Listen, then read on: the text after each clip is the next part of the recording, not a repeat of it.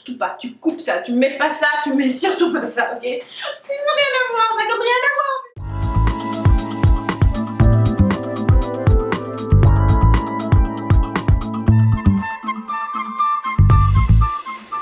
Salut rebelle créative. Alors aujourd'hui j'ai une belle dose d'inspiration pour toi. Question au top qui m'a été envoyée par une rebelle créative concernant justement le fait de attirer, ou en tout cas susciter l'intérêt des personnes qui lisent ton contenu. Alors je vais te lire sa question.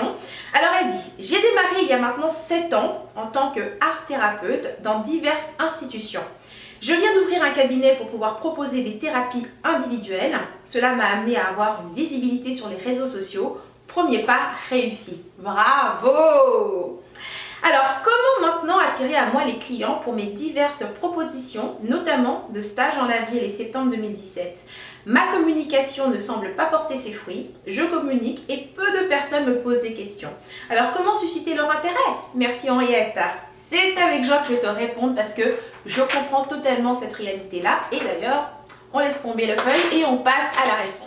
Alors ce que tu dois comprendre d'abord par rapport au fait de justement susciter l'intérêt des gens, surtout lorsqu'on parle de médias sociaux, c'est qu'il faut d'abord commencer par créer une relation avant de parler de propositions commerciales, donc de business, ok?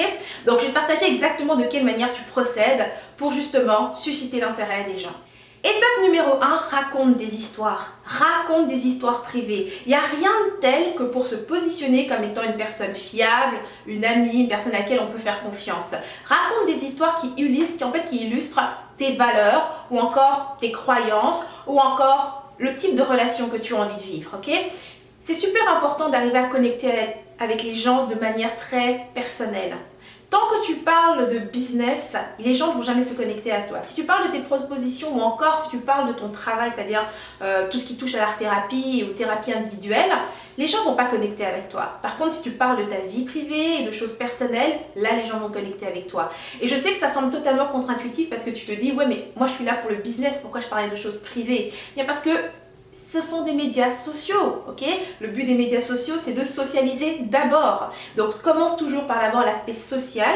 Et une fois que le lien est créé, que les gens ont confiance en toi, et bien là, tu vas pouvoir parler de business, ok? D'ailleurs, ça devrait toujours se passer comme ça, je pense. Peu importe, que ce soit online ou offline, ça devrait toujours se passer comme ça.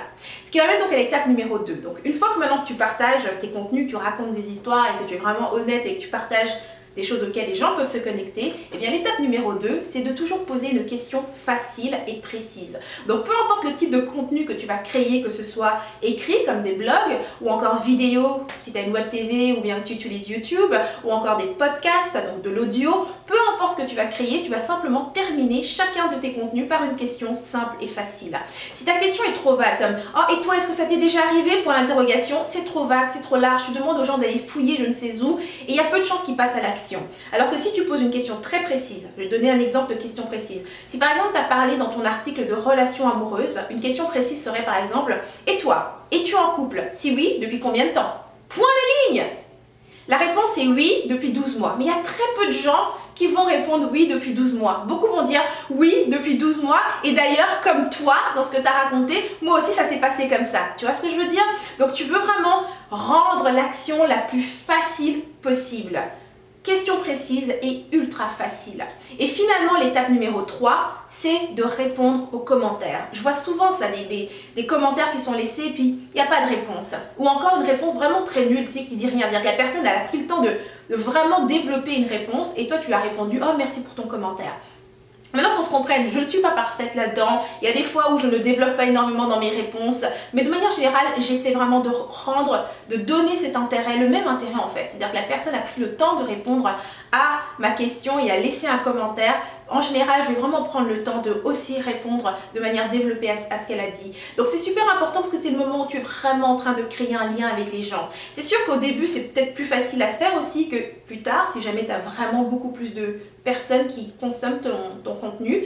Mais c'est sûr qu'au début, c'est super important. Tu n'as déjà pas beaucoup de retours, donc quand tu as un commentaire, chéris-le et vraiment, vas-y, lance une conversation avec la personne. Et tu verras, c'est comme ça que tu vas donc créer un lien de confiance avec les gens. Et quand les gens ont confiance en toi parce qu'ils sentent qu'il y a un réel intérêt de ta part, que tu as vraiment envie de les connaître, eh bien, ils vont faire la même chose pour toi. Donc, quand tu vas arriver avec tes propositions commercial, donc business, ils vont s'y intéresser, ils vont vouloir savoir ce que c'est, ils vont vouloir te rencontrer. Tu vois, c'est vraiment ça le truc avec Internet. Il faut comprendre que c'est pas tes services qui intéressent les gens, c'est toi. Et quand tu proposes quelque chose, les gens ont envie de te rencontrer toi, ils ont envie de faire affaire avec toi.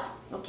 Donc, ça termine cette inspiration. Maintenant, j'aimerais savoir dans les commentaires. On a parlé de questions précises à poser. Si tu utilises déjà cette stratégie, cette technique pour justement inciter les gens à échanger avec toi, est-ce que tu peux laisser juste quelques exemples dans les commentaires du type de questions que toi tu utilises et qui marchent super bien? Laisse 2-3 exemples là en commentaire, ça va nous ouvrir l'esprit par rapport justement au type de questions qu'on peut poser. Et d'ailleurs, sur cette note-là, la question que je viens de faire est une question très précise également qui peut servir aussi de modèle. Ok? Donc voilà, ça termine la capsule. Si tu as aimé l'inspiration, tu cliques sur j'aime, tu partages autour de toi. Et si tu veux d'autres inspirations comme celle-ci, tu me rejoins sur rebellecreative.com.